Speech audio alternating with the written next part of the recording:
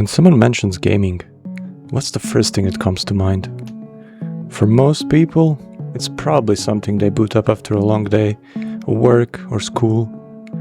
A way to relax, unwind, or simply pass the time. Whether it's on a PC, console, smartphone, Tesla, or even a Samsung smart fridge. And while that's not entirely wrong, we're missing a bigger picture. It all started with a simple idea.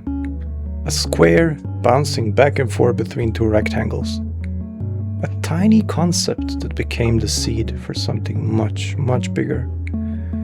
Over the years, we've witnessed the ingenuity and creativity of developers who built generation-defining games and franchises many of us still fondly remember today.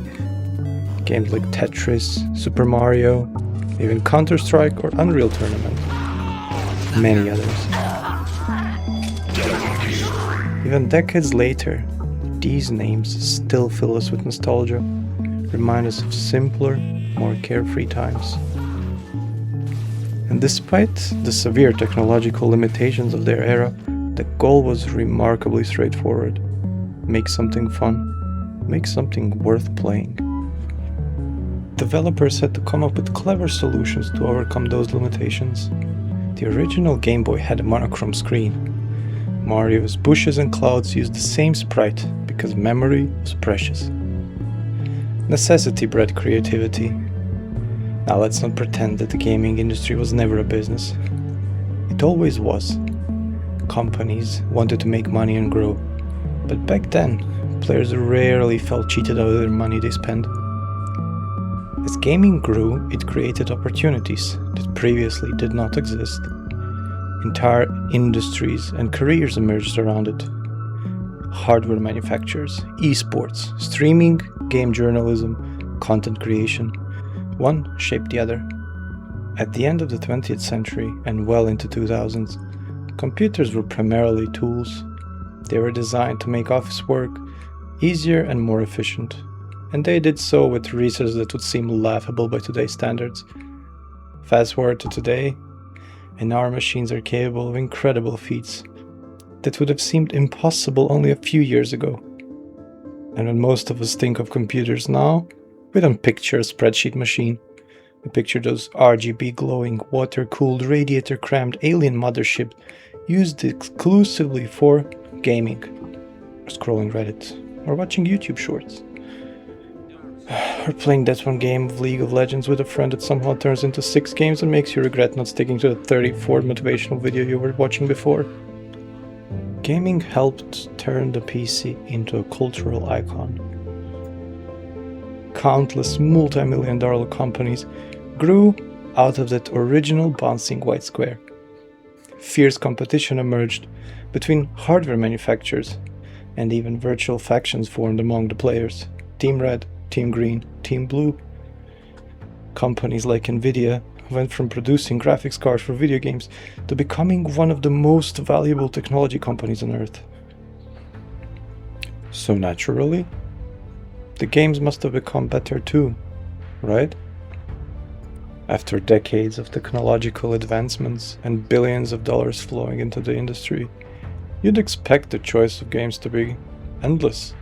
You'd think the studios would be highly motivated to create amazing experiences, keep players engaged, and bring new generations into beloved franchises.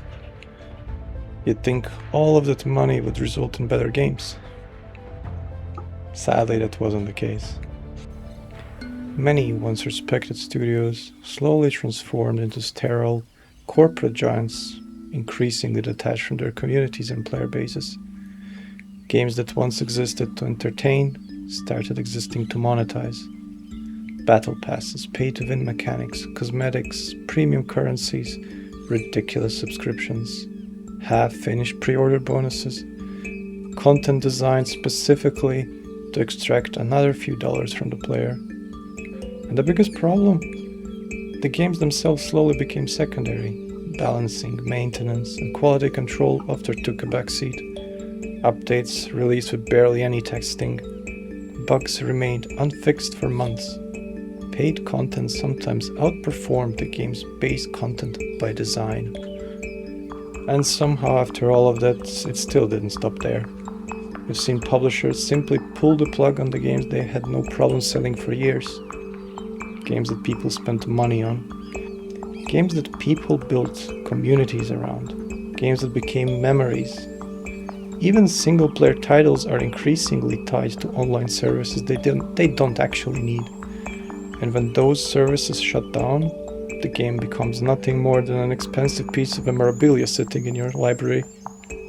You paid for it, but apparently you never truly owned it. This issue became so serious that it sparked the Stop Killing Games movement, which gathered over 1 million verified signatures from players around the world, demanding one simple thing. If you sell people a game, don't destroy it once it stops being profitable.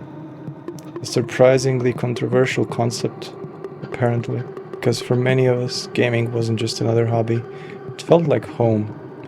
It was a connection to people who wanted to tell stories in beautiful, artistic, and interactive ways. It gave us friendships, memories, communities, entire worlds to explore. And now, instead of asking, is this game fun? We ask, what's the monetization model? Will this game still exist in 3 years? Will the developers even finish it before selling me the sequel? And perhaps no company better represents this shift than Nvidia. A company that for decades became synonymous with PC gaming.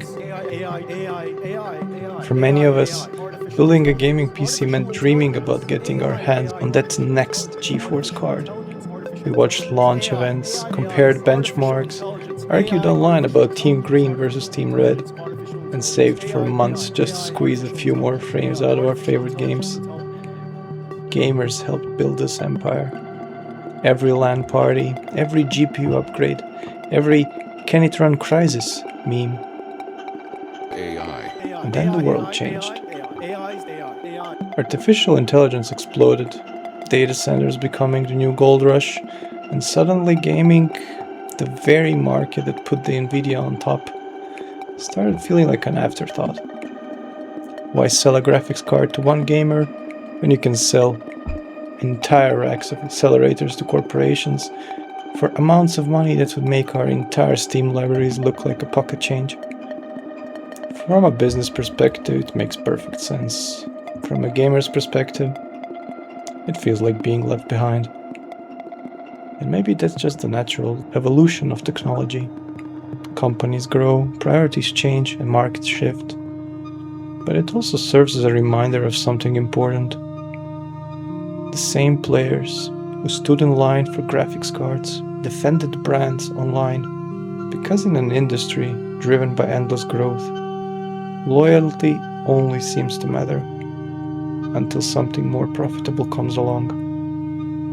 The industry that once sold imagination now sells fear of missing out, limited time skins, events, battle passes, and sometimes, apparently, limited time games. It's almost impressive. We built technology capable of rendering entire worlds with photorealistic graphics, simulating physics in real time, and connecting millions of people across the globe, and somehow used all of it to create a $30 horse armor bundle and a pop-up reminding you that the premium currency is on sale. Progress. Now, to be fair, not everything is doomed. There are still developers who genuinely care, studios that make games because they love games, teams that respect the player's time, intelligence, and their wallets. Every year, we still get incredible experiences that remind us why we fell in love with the gaming in the first place. But they increasingly feel like exceptions rather than the rule, because much of the industry no longer sees players as customers, it sees them as data points. And that's what worries me, because gaming was never about graphics or hardware or frame rates, it was about wonder. It was about coming home from school and booting your favorite game. It was about staying up until 4 in the morning because one more match or one more pull just somehow turned into 20. It was about stories that stayed with us for years and a world that felt more real than some place we've actually been to. Games became part of our lives, and watching them slowly transform into disposable products designed entirely around engagement, monetization, is like watching someone turn your childhood home into a shopping mall. It's not home anymore. Or maybe in 10 years, we'll be paying a monthly subscription to unlock the privilege to open the settings menu. At this point, I wouldn't even be surprised. Because greed didn't kill gaming. Gaming is still here. People still love it. People still create incredible experiences. But greed did kill something else. It killed trust. Yeah, you can do it. You can do it. You can do it. Yes. You can do it. Yes. Oh my god. And once the player stops trusting the people making the games they love, that's when an era truly begins to die.